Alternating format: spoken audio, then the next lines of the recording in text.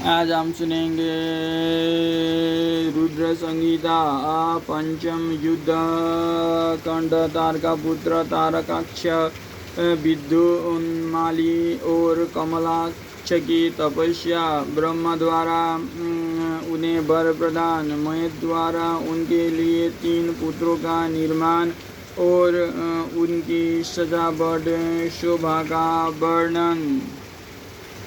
नारद जी ने कहा,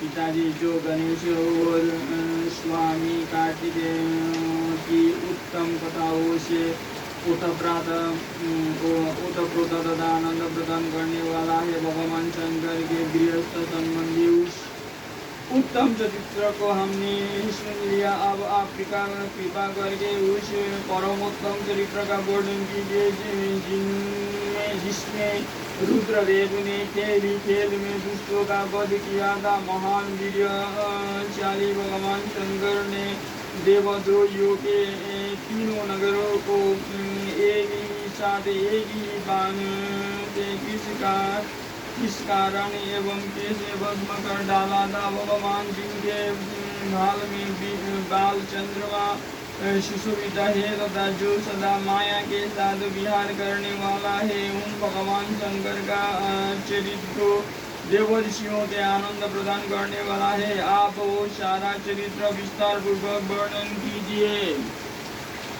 ब्रह्मा जी बोले, ऋषि श्रेष्ठ, पहले किसी समय व्यास ने सनत कुमार से ऐसा ही प्रश्न किया था। उस समय सनत कुमार ने जो कुछ उत्तर दिया था वही मैं वर्णन करता हूँ।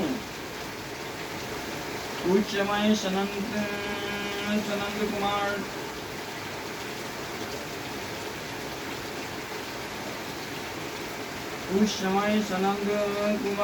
ने कहा था, महाबुद्धिमान व्यासी, विश्व का संहार करने वाले चंद्रमौली शिव ने जिस प्रकार एक ही बाण से त्रिपुर को भस्म किया था, वो चरित्र कहता हूँ, सुनो मुनीश्वर। जब शिव कुमार स्कंद ने तारकासुर को मार डाला तब उनके 3 पुत्रों को महान संताप हुआ। उनमें तारकाक्ष सबसे श्रेष्ठ था, बिंदुमाली मझिला था और छोटे का नाम कमलाक्ष था। उन तीनों में समान बल था। वे जितेंद्रिय तथा कार्य के लिए उद्धत, संयमी, सत्यवादी, दृढ़चित्त, महान और देवों से द्रोह करने वाले थे। उन तीनों ने सभी उत्तम एवं मनोहर भोगों का परित्याग करके मेरु पर्वत की एक कंधार में जाकर परम अद्भुत तपस्या आरंभ की। वहाँ उन्होंने हजारों वर्ष तक ब्रह्मा जी की प्रसन्नता के लिए अत्यंत उग्र तप किया। तब शिव और सुरों के गुरु महायशस्वी ब्रह्मा जी उनकी तपस्या से अत्यंत संतुष्ट होकर उन्हें वर देने के लिए प्रकट हुए। ब्रह्मा जी ने कहा, महादैत्यो, मैं तुम लोगों के तप से प्रसन्न हो गया हूँ। अतः तुम्हारी कामना के अनुसार तुम्हें सभी पर प्रदान करूँगा। देव द्रोहियों में सबकी तपस्या के फलदाता और सर्वदा सब कुछ करने में समर्थ हूँ। अतः बताओ, तुम लोगों ने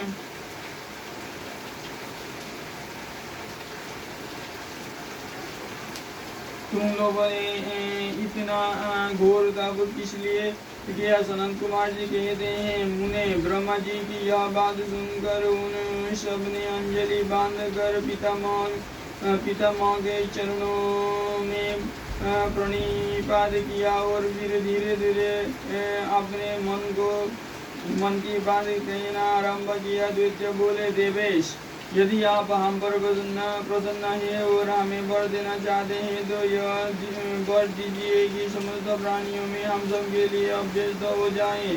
जगन्नाथ, आप हमें स्थिर कर दें और हमारे जरा रोग आदि सभी शत्रु नष्ट हो जाएं तथा कभी भी मृत्यु हमारे समीप ना पड़ के हम लोगों का ऐसा विचार है कि हम लोग अजर अमर हो जाएं और त्रिलोकी में अन्य सभी प्राणियों को मौत के घाट उतारते रहे, क्योंकि ब्रह्मांड यदि 5 ही दिनों में काल के गाल में चला जाना निश्चित ही है, तो अतुल लक्ष्मी, उत्तम उत्तम नगर, अन्य भोग सामग्री, उत्कृष्ट पद और ऐश्वर्य से क्या प्रयोजन है। मेरे विचार में तो उस प्राणी के लिए ये सभी व्यर्थ है। सनत कुमार जी कहते हैं, महर्षि उन द्वितीय की यह बात सुनकर ब्रह्मा और स्वामी गिरीशाई भगवान शंकर का ध्यान करके बोले, ब्रह्मा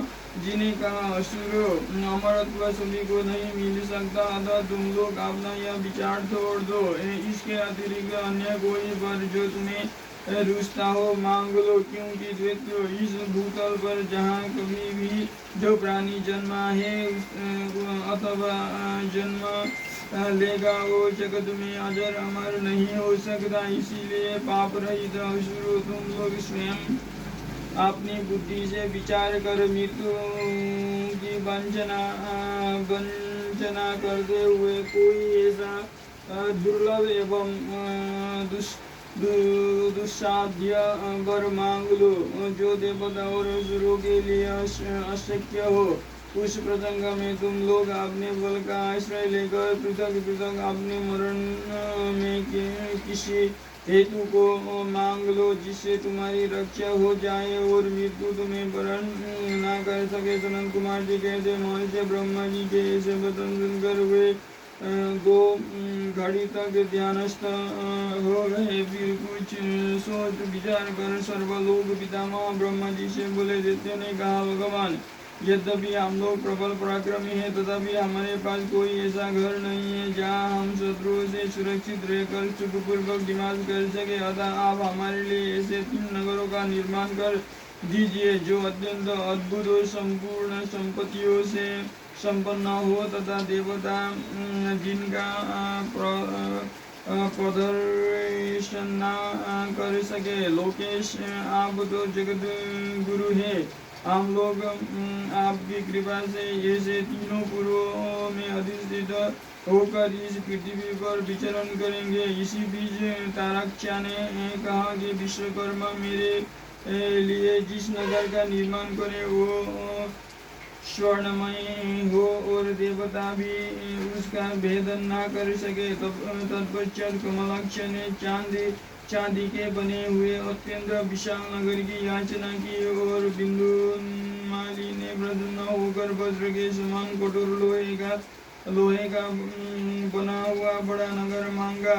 ब्राह्मण, ये तीनों पूर्व मध्याह्न के समय अभिजीत मुहूर्त में चंद्रमा के पुष्य नक्षत्र पर स्थित होने पर एक स्थान पर मिला करे और आकाश में नीले बादलों पर स्थित होकर एक के ऊपर एक रहते हुए लोगों की दृष्टि से ओझल रहे। फिर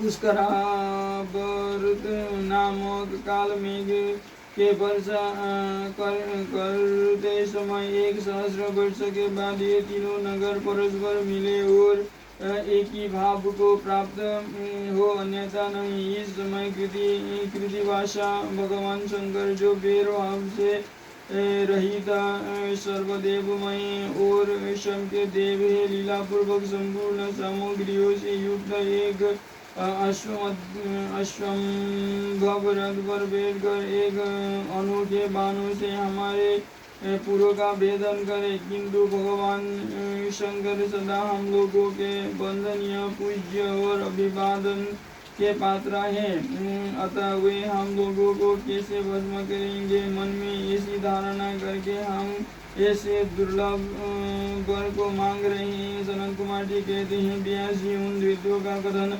सुनकर सृष्टिकर्ता लोक पितामह ब्रह्मा ने शिवजी का स्मरण करके उनसे कहा कि अच्छा, ऐसा ही होगा। फिर मय को भी आज्ञा देते हुए उन्होंने कहा, हे मय, तुम सोने चांदी और लोहे के 3 नगर बना दो। ये मणि को आदेश देकर ब्रह्मा जी उन तारका पुत्र के देखते देखते अपने धाम स्वर्ग को चले गए। तदनंतर धैर्यशाली मणि ने अपने तपोबल से नगरों का निर्माण करना प्रारंभ किया। उसने तारकाक्ष के लिए स्वर्णमय, कमलाक्ष के लिए रजतमय और बिंदुमाली के लिए लोहमय, ये तीन प्रकार के उत्तम दुर्ग तैयार किए। वे पूर्व क्रमश स्वर्ग, अंतरिक्ष और भूतल पर निर्मित हुए थे। असुरों के हित में तत्पर रहने वाले मैं इन तीनों पुरों को तारकाक्ष आदि असुरों के हवाले करके स्वयं ही असीमों प्रवेश कर गए। इस प्रकार उन तीनों पुरों को पाकर महान बल पराक्रम से संपन्न हुए तारकासुर के लड़के उनमें प्रविष्ट हुए और समस्त भोगों का उपभोग करने लगे। वे नगर कल्प वृक्ष से व्याप्त तथा हाथी घोड़े से संपन्न थे।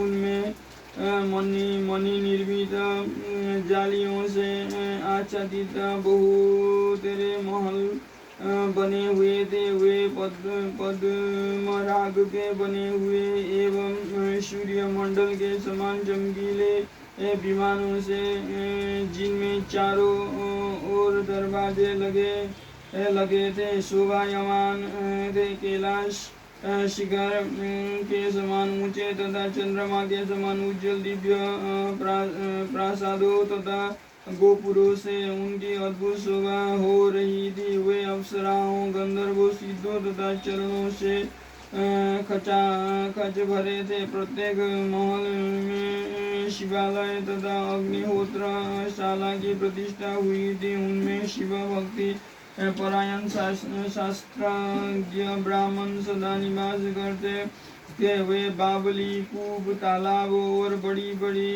तलैयों से तथा समूह के समूह स्वर्ग से च्युत हुए वृक्षों से युक्त उद्यानों और वनों में सुशोभित थे। बड़ी बड़ी नदों और छोटी छोटी सरिताओं से, जिनमें कमल खिले हुए थे, उनकी शोभा और बढ़ गई थी। उनमें संपूर्ण कामनाओं को पूर्ण करने वाले अनेकों फलों के भार से लदे हुए वृक्ष लगे थे, जिनसे वे नगर विशेष मनोहर लगते थे। वे झुंड के झुंड मदमत गजराजाओं से, सुंदर सुंदर घोड़ों से, नाना प्रकार के आकार प्रकार वाले रथों एवं शिविकाओं से अलंकृत थे। उनमें समय अनुसार पृथक पृथक क्रीड़ा स्थल बने थे और वेदाध्ययन की पाठशालाएं भी भिन्न भिन्न निर्मित हुई थी। वे पापी पुरुषों के लिए मन वाणी से भी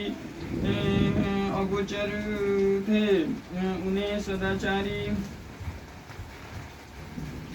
सदाचारी पुण्यशील महात्मा ही देख सकते थे। पति सेवा परायण तथा कुधर्म से विमुख रहने वाले प्रतिपदा नारियों ने उन नगरों को उत्तम स्थलों के सर्वत्र पवित्र कर रखा था। उनमें महाभाग शूरवीर और स्मृति के अर्थ के तत्वज्ञ एवं स्वधर्म परायण ब्राह्मण अपनी स्त्रियों तथा पुत्रों के साथ निवास करते थे। उनमें मय द्वारा सुरक्षित ऐसे सुदृढ़ पराक्रमी वीर भरे हुए थे, जिनके केस नील कमल के समान नीले और घुंघराले थे। वे सभी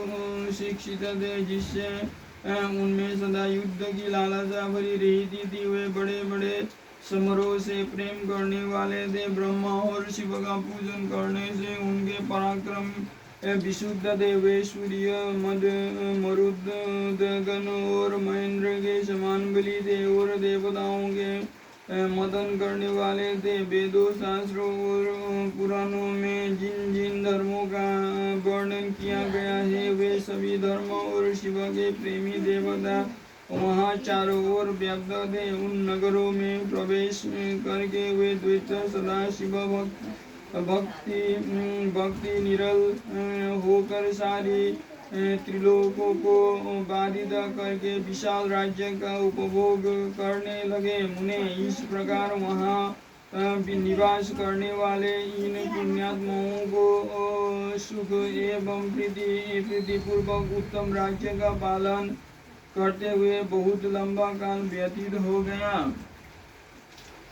तारका पुत्रों के प्रभाव से सतनाम संतप्त हुए देवों की ब्रह्मा के पास करुण पुकार। ब्रह्मा का उन्हें शिव के पास भेजना, शिव की आज्ञा से देवों का विष्णु की शरण में जाना और विष्णु का उन दैत्यों को मोहित करके उन्हें आचार करना।